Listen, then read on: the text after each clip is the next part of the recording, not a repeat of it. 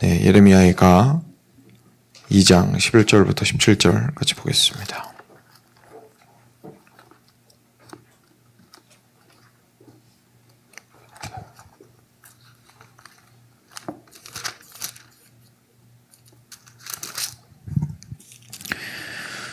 이 장 11절부터 17절까지 같이 교독하도록 하겠습니다. 제가 먼저 읽겠습니다. 내 눈이 눈물에 상하며 내 창자가 끊어지며 내 간이 땅에 쏟아졌으니 이는 딸 내 백성이 패망하여 어린 자녀와 젖 먹는 아이들이 성읍 길거리에 기절함이로다. 성읍 길거리에서 상한 자처럼 기절하여 그의 어머니들의 품에서 혼이 떠날 때에 어머니들에게 이르기를 곡식과 포도주가 어디 있느냐 하도다. 딸 예루살렘이여, 내가 무엇으로 내게 증거하며 무엇으로 내게 비유할까? 처녀딸 시온이여, 내가 무엇으로 내게 비교하여 너를 위로할까? 너의 파괴됨이 바다같이 크니 누가 너를 고쳐줄 소냐?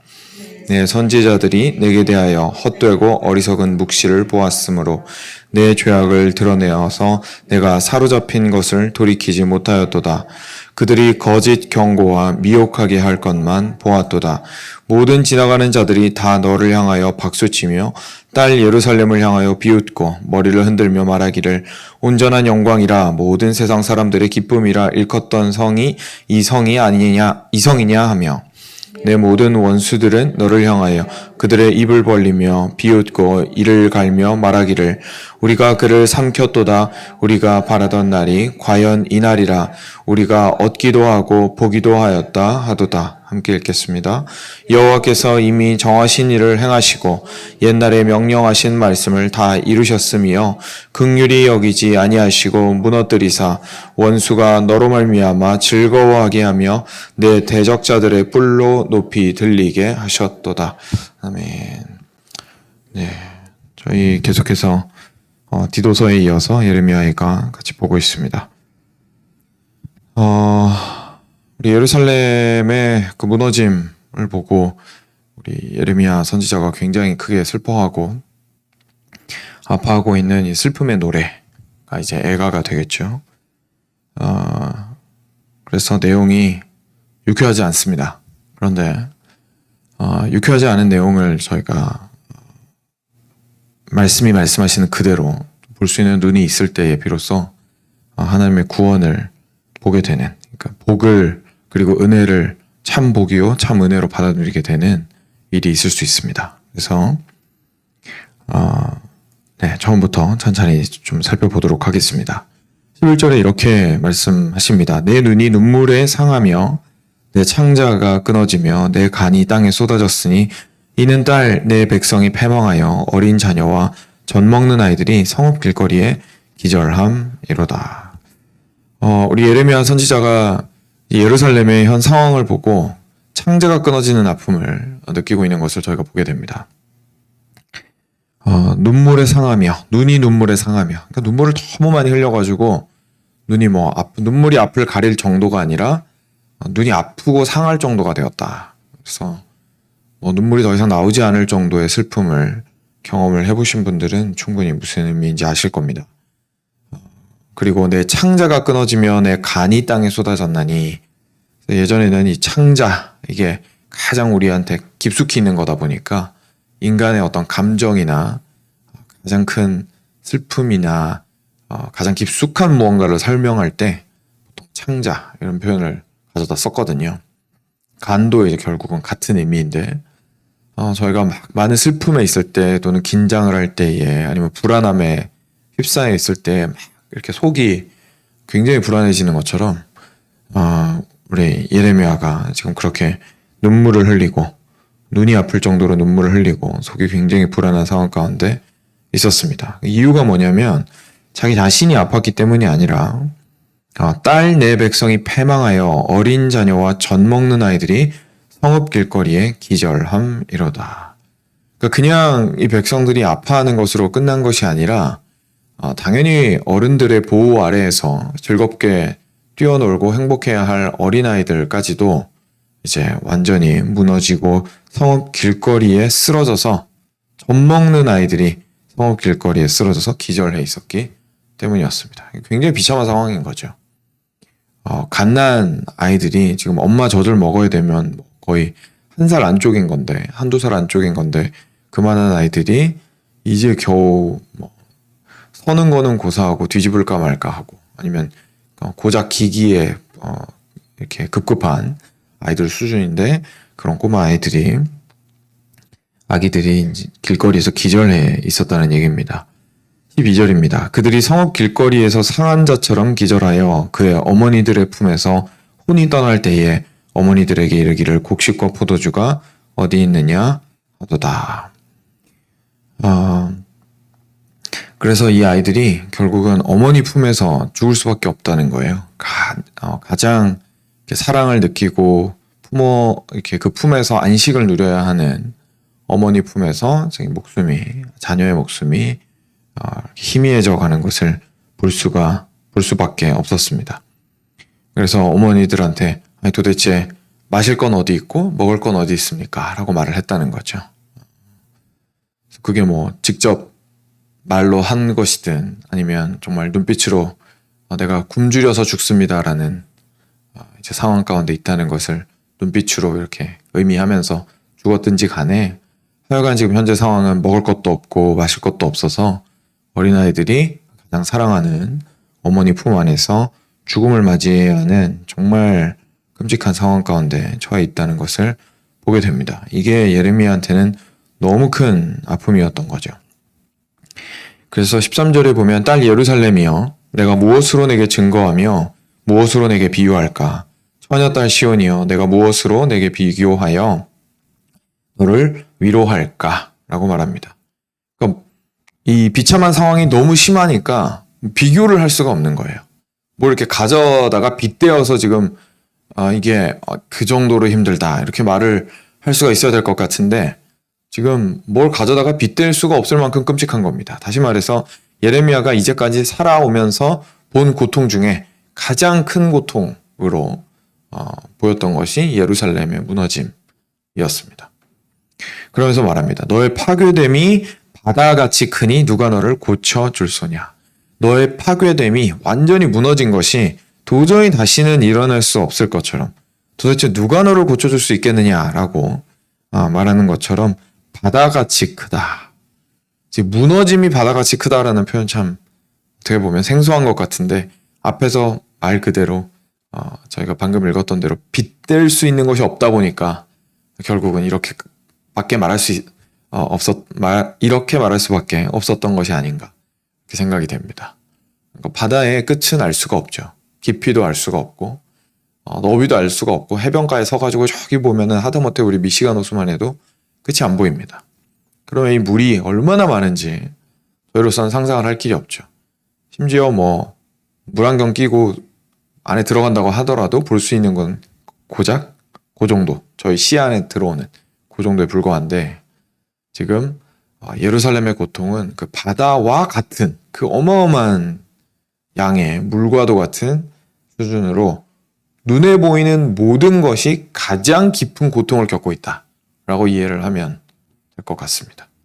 여기 왼쪽을 둘러봐도 아프고 오른쪽을 둘러봐도 아프고 1km를 걸어가도 1마일을 걸어가도 거기 보이는 게 아픔이고 저쪽 옆 동네 가도 아픔이고 오른쪽 동네 가도 아픔이고 보이는 것이라고 무너져 있는 것밖에 없었다라는 것을 저희가 이 표현을 통해서 보게 됩니다. 그러니까 당연히 외치게 되죠.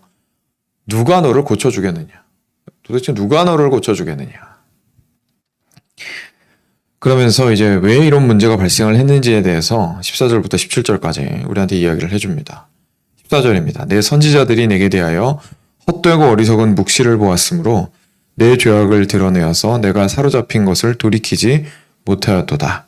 그들이 거짓 경고와 미혹하게 할 것만 보았도다. 아주 안타깝게도 대부분의 경우의 문제는 리더십에게서 발생을 하는 것을 볼 수가 있습니다. 하나님의 말씀을 전한다고 이야기를 했던 선지자라고 자칭하는 사람들이 사실은 거짓 선지자들이었던 거고 이 사람들의 문제가 뭐였냐면 슬퍼해야 될 것에 슬퍼하지 않게 만들고 소망을 가져야 될 것에 소망을 가지지 못하게 만드는 겁니다. 그게 거짓된 거죠. 그러니까 현재 앞에 눈앞에 놓인 상황을 판단을 잘못하게 만드는 거예요. 예를 들어서 지금 현재 다 망가졌으면 그냥 빈말로 위로하는 겁니다. 하나님께서 회복시키실 거다. 너네 괜찮다. 괜찮다 계속 그렇게 하는 거죠. 자기들은 죄악 가운데 있는데 너는 죄악 가운데 있으니까 하나님 앞에 회개해라. 그러면 하나님이 구원하실 수도 있다. 이렇게 말을 하는 게 아니라 마치 자신이 하나님의 구원을 끌어다 올 수 있는 것처럼 사람들한테 괜찮아. 그 정도면 잘했어. 하나님이 구원해 주실 거야. 라고 말하고 말았다는 거죠. 그러면 이 사람은 지금 현재 자신이 얼마나 망가져 있는 상태인지에 대해서 판단을 잘못할 수밖에 없습니다. 그리고 소망도 헛된 소망을 가지게 되죠. 구원 못 받는데 구원 받을 수도 있다라고 소망을 가지는 거예요. 헛된 소망이고 그게 그 살아가는 동안에는 위로가 되어줄 수는 있지만 사실 헛된 소망이기 때문에 아무런 의미는 없습니다. 근데 그것들을 선지자들이 그렇게 이야기를 했던 거죠. 그래서 거짓 경고와 미혹하게 할 것만 잔뜩 보게 되었습니다. 하나님의 말씀에 입각해서 올바른 진리를 명료하게 볼 수 있는 것은 저희 그리스도인들이라고 해서 다 가능한 게 아닙니다. 그래서 아주 많은 기도와 묵상의 시간들과 그리고 주님께서 인도하시는 바른 가르침들을 올바른 선지자들을 통하여서 들을 수 있을 때에서만이 비로소 차곡차곡 쌓여갈 수 있는 거죠. 그리고 그것이 쌓여가는 과정은 어쩔 수 없이 그 이전까지 있었던 가르침이나 시야들이 같이 연결이 되기 때문에, 그렇죠? 왜냐하면 저희가 아무 생각 없이 눈 감고 있다가 갑자기 눈을 떠봐 세상은 이런 거야 라고 배우는 게 아니잖아요. 저희들이 이제까지 축적해온 세상에 대한 경험들과 지식들이 분명히 있기 때문에 사실 미혹되다라는 것의 무서운 점이 뭐냐면 미혹되었는데 미혹된지 알지 못한 게 무서운 겁니다. 그게 미혹이란 뜻이잖아요. 그 미혹이란 뜻이 진리인지 진리가 아닌지를 모른다라는 얘기인데 그 말은 진리가 아닌 곳에 있는데 철떡같이 이게 진리라고 믿고 있다는 얘기거든요. 그러니까 당연히 설득하기 힘듭니다. 근데 그 상황에서 만약에 자기 자신의 상황을 바른 진리의 빛이 비추어졌을 때 올바르게 그 비추임을 받고 깨어지고자 하지 않는다면 사실은 돌이킬 수가 없죠. 근데 그것에 선행하여서 먼저 있어야 하는 것이 선지자의 바른 가르침일 겁니다. 그렇죠? 안 그러면 알 수가 없으니까요. 그래서 선지자들이 만약에 올바른 경고와 미혹하게 할 것이 아니라 하나님의 올바른 진리를 전하고 있다면 백성들이 시간은 걸릴 수는 있겠지만 예루살렘이 이런 일을 겪지는 않았을 것이고 중간중간에 많은 어려움들이 있기는 했지만 그래도 그 가운데에서 조금씩 하나님께로 돌아갈 수 있는 길들이 있었을 겁니다. 생각해 보시면 이스라엘에서 왕들은 백성들을 다스리는 일을 하는데 물론 영적 리더십을 발휘를 하기는 했습니다. 선지자들이 무슨 역할을 했냐면 항상 옆에 와가지고 왕이 하는 일이 다 옳지가 않으니까 왕도 책망하고 왕 때문에 미혹하게 된 다른 사람들한테 진리를 전달하는 역할을 했던 거거든요.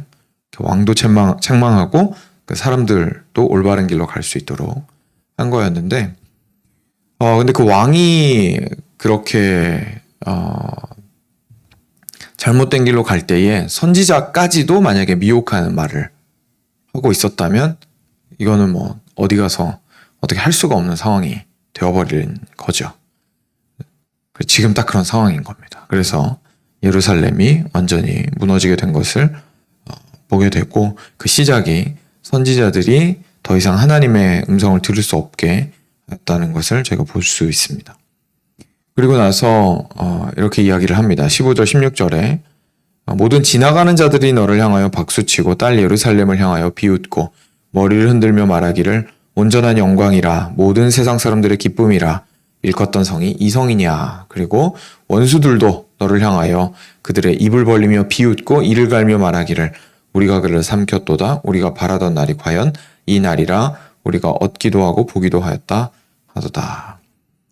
지나가던 사람, 아무 상관이 없는 사람들도 조롱하고 예전에 예루살렘의 대적이었던 이들은 더할 나위 없이 조롱하고 즐거워하고 이렇게 노력하기도 하고 그리고 그냥 쳐다보면서 놀리기도 하는 것을 저희가 볼 수가 있습니다. 하나님의 진리에서 벗어났을 때에 하나님의 백성이 당하게 되는 그 수치가 얼마나 큰지를 보여줍니다.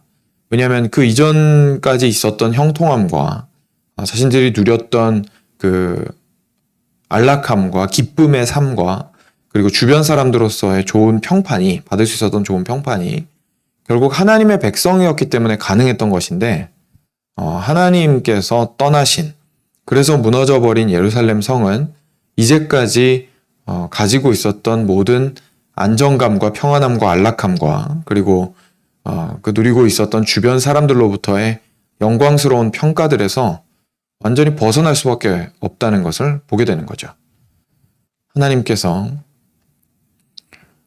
그런 상황 가운데에서 이런 어려움들을 이 땅에 허락하셨다라는 사실을 17절에 보게 됩니다. 여호와께서 이미 정하신 일을 행하시고 옛날에 명하신 말씀을 다 이루셨으며 저희가 여기까지만 보면 보통 이제 하나님께서 좋은 약속을 하실 때도 이런 표현을 쓰기 때문에 이걸 보고 하나님께서 이스라엘 백성들한테 이루실 좋은 약속을 말씀하시나 보다 하고 읽을 수가 있는데 그게 아닌 것을 그 다음에 쭉 보시면 아실 겁니다. 긍휼히 여기지 아니하시고 무너뜨리사 원수가 너로 말미암아 즐거워하게 하며 내 대적자들의 뿔로 높이 들리게 하셨도다. 이런 겁니다. 만약에 이스라엘 백성들이 그리고 이스라엘의 왕과 선지자들이 만약에 이 상황 가운데에서 하나님 앞에 어려움을 놓고 하나님 지금 저희가 어려우니 저희들을 구원하시옵소서 라고 기도했다고 생각을 해보겠습니다. 하나님이 들으실까요? 하나님 들으실까요? 지금 이 말씀을 봤을 때는 안 들으셨을 것 같습니다. 왜냐하면 지금 현재 미혹함 가운데에 있고 잘못된 가르침 아래에서 하나님을 떠난 것들을 가지고 있었던 예루살렘이었고 하나님께서 아니라고 분명히 말씀하셨는데 기라고 얘기하고 하나님이 기라고 말씀하셨는데 아니라고 얘기하고 자꾸 이런 상황 가운데 있다가 자신의 현 상황을 전혀 알지 못하고 그 다음에 하나님께 그냥 지금 현재 상황이 어려우니까 구원해 주십시오 라고 기도를 한다면 하나님께서 이렇게 말씀하실 것이죠. 너가 애초부터 가지고 있었던 그 방향 자체가 완전히 틀어져 있었는데 그걸 돌이키지 않고 현 상황에서만 구해달라고 이야기를 하느냐. 혹시 잊었는 모양인데 이 현 상황을 허락한 게 나다라고 지금 하나님 말씀하시는 거예요. 이 현 상황을 허락한 것이 나다. 그래서 지금 이스라엘 백성 어떻게 해야 될까요? 지금 원래 어떤 모습이었는지로 돌아가야 되는 거죠.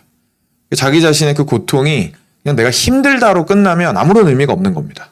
내가 힘들다로 끝나면. 예루살렘이 무너졌습니다 하고 눈물을 흘린다고 끝나면 안 되는 거죠. 저희가 가장 잘하는 것 중에 하나가 스스로 연민에 빠지는 겁니다. 스스로 연민에 빠지는 건 어떤 거냐면 내가 눈물을 흘리기 때문에 내가 옳은 거예요. 내가 아프기 때문에 내가 옳은 거예요. 스스로 연민에 빠지는 거죠. 나의 옳음과 나의 정당성을 나의 눈물과 나의 아픔에서 찾는 겁니다. 하나님께서는 그렇게 말씀하시지 않습니다. 눈물 울 수도 있고 아플 수도 있습니다. 그런데 그 흘리는 눈물과 흐르고 있는 피가 과연 왜 내가 이 눈물을 흘리고 있고 이 피를 흘리고 있는지에 대한 판단이 하나님의 진리에 의해서 앞서 있지 않다면 하나님께서 행여나 구원하시더라도 똑같은 길로 다시 돌아갈 겁니다. 그렇죠? 사실 저희가 가장 아프고 고통스러운 가운데에 저희의 상처와 가장 내면의 깊은 것들이 드러나게 되는데 그 가장 깊은 것들이 마치 이렇게 도시에서 건물 하나가 크게 무너지고 나면 그 수도 파이프가 갑자기 터지면서 막 물길이 어떻게 있었는지가 다 드러나고 혹시 공사가 잘못되어 있었다면 엉뚱한 길로 나 있는 수도 파이프가 터지면서 막 물난리도 같이 나고 이러는 것처럼 배선 문제 같이 생기고 전기 배선 문제도 같이 생기고 하는 것처럼 저희 삶에서 아픈 것들이 생겨서 삶이 깨어지게 되면 저희가 안에 가지고 있었던 무엇을 진리라고 생각했는지가 드러나게 됩니다. 근데 그 상황에서 그걸 보지 않고 그걸 돌이켜보지 않고 그냥 단지 깨어졌다라는 사실만으로 슬퍼하고 있다면 하나님께서는 그 아픔을 내가 허락한 이유가 그 안에 있는 그 고통을 통하여서 드러난 너의 본질을 보라고 하신 것인데, 그래서 주께로 돌이키라고 하신 것인데, 열렸다라는 사실로, 이 뚜껑 열리고 내 가슴이 깨어졌다라는 사실만으로 주저앉아 있으면, 물론 아프겠지만 그것만으로 주저앉아 있으면 고칠 길이 없다. 고칠 길이 없다. 라고 사실은 하나님께서 말씀하신다는 겁니다. 사랑하는 여러분, 이게 저희가 그리스도인으로서 아프지만 아픈 것을 꼭 경험해야 하는 이유가 여기에 있고 직시해야 하는 이유가 여기에 있습니다. 이 기간들을 통하여서 교회든, 그러니까 공동체든 개인이든 하나님께서 아픈 기간을 통하여서 드러나게 하시는 것들이 있습니다. 아프다라는 것 자체가 우리한테 뭘 설명해 주지 않습니다. 그 안에 아픔으로 인하여서 드러나게 된 그 알맹이들을 내가 하나님의 길에서 어떠어떠하게 떠나 있었구나. 내가 그 당시에 어떠어떠한 것으로 미혹되어 있었구나. 이게 약간 이런 거죠. 몰핀을 맞고 전쟁터에서 몰핀을 맞고 막 이렇게 해롱해롱 거리고 있는데 갑자기 약효가 살짝 떨어질 때쯤 옆에 엄청난 포탄이 떨어져가지고 갑자기 정신이 번쩍 드는 거예요. 갑자기 정신이 번쩍 드는 거예요. 그러니까 이런 상황들인 겁니다. 나는 지금 미혹되어서 막 이러고 있는데 갑자기 커다란 이 막 바다같이 큰 고통이 찾아와가지고 예루살렘 전체를 박살을 내버리니까 그제서야 정신이 번쩍 드는 거죠. 그때 정신이 번쩍 들었을 때 다시 수면 상태로 들어갈 거냐, 아니면 이거 보고 어떻게 고칠지 빨리 방법을 강구할 거냐 라는 문제가 되는 겁니다. 고통이 결국 우리 고통을 통해서만 깨어나는 정신이 있거든요. 그 전에는 알지 못했다가. 그래서 미혹을 깨뜨리기 위하여서 하나님께서 예루살렘에게 이런 어려움을 허락하셨던 것이죠. 정신이 번쩍 드는데 그 다음에 이제 어디를 볼 거냐, 몰핀 한 방 더 주세요라고 할 거냐, 아니면 이 문제를 어떻게 해결할지에 대해서 고민할 것이냐, 그리고 움직일 것이냐는 것에 하나님께서는 오늘 예레미야의 슬픔 가운데에서, 애가 속에서 저희들한테 보여주시는 것 같습니다. 그래서 이것이 그리스도인으로서 저희의 아픈 상황을 직시해야 하는 이유이고, 그 가운데에서 오히려 저희가 정신이 잠깐이나마 번쩍 들었을 때에 그것을 간과하지 않고 그냥 반창고 붙이고 끝내지 않고 계속 그것들을 하나님 앞에서 회복하고 치료해 나가고자 해야 하는 이유가 됩니다. 그래서 하나님께서 허락하신 너를 파괴함이 바다같이 크니 누가 너를 고쳐줄 소냐라는 참 이 슬픔의 고백이 저의 삶 가운데, 그리고 교회 안에서 어떤 아픔들이나 문제들을 발견을 할 때마다 저희 부르짖는 말이었으면 좋겠습니다. 이 파괴가 바다같이 큰데, 그러니까 안 보려고 하지 않는 거죠. 그래서 이거는 아픈 부분이고 이거는 무너진 부분이다. 그리고 그 광범위함이, 그 깊이가 바다와도 같다라고 직시하고자 하고 난 이후에 어떻게 하나님께서 고치실 것인지에 대해서 저희가 그 이후에 함께 고대하게 하시는 것 같습니다. 그래도 저희들은 너무 감사하죠. 왜냐하면 이 무너진 예루살렘이 회복된 이후에 살고 있고, 그리고 무엇보다도 우리의 참 예루살렘 되시는 예수 그리스도를 믿는 믿음으로 살아가는 사람들이기 때문에 그렇습니다. 그렇다고 해서 우리의 삶의 무너짐 가운데에서 다 괜찮아라고 이야기한다면 오늘 말씀 가운데에서 나왔던 거짓 선지자들의 말처럼 우리가 스스로를 미혹하게 하는 것밖에 안 되겠죠. 예수님께서는 우리를 두 팔 벌려서 환영하시고 끝까지 사랑해 주시지만 그것이 하나님의 진리에서 벗어났는데도 그렇게 하시는 것이 아니라 고치면서 그렇게 하시는 겁니다. 고치면서. 그렇기 때문에 우리 교회가, 그리고 우리 개인이 삶 가운데서 하나님의 진리 앞에 올바르게 자기 자신을 바라보고 그리스도 안에서 주어진 그 참 구원의 은혜와 기쁨을 깊이 있게 누리게 되는 은혜가 있었으면 좋겠습니다. 같이